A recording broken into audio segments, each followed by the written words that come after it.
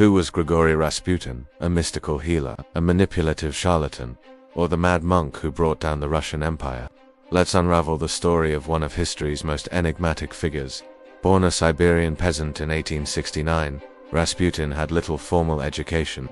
He claimed to have a spiritual awakening after a pilgrimage, and soon gained a reputation as a faith healer and mystic. His fame spread like wildfire, eventually reaching the ears of the desperate Tsar Nicholas II and Tsarina Alexandra. Their only son, Alexia, suffered from hemophilia, a deadly disease that made even the smallest cut a life-threatening event. When doctors could do nothing, Rasputin seemingly could. On several occasions, after he prayed over the boy, Alexi's bleeding would stop. The Tsarina became convinced he was a holy man sent by God.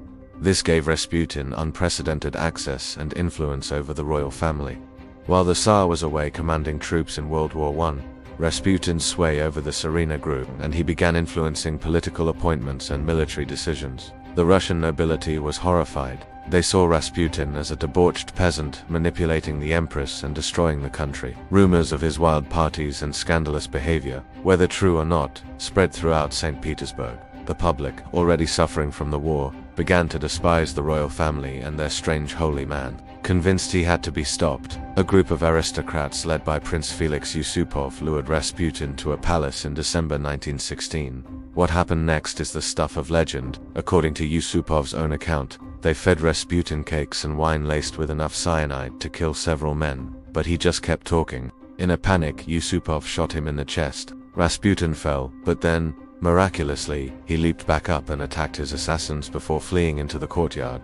They shot him again, multiple times, and beat him savagely. Still fearing he might survive, they bound his body and threw him into the icy Neva River. When his body was recovered days later, an autopsy suggested he had ultimately died from drowning, with water found in his lungs. The legend of Rasputin, the man who was nearly impossible to kill, was born. His death came too late to save the monarchy. Just a few months later, the Russian Revolution began, and the Romanov dynasty was overthrown. Rasputin's life and death remain a fascinating, dark chapter in history, a tale of faith, power, and a nation on the brink of collapse. Thanks for watching.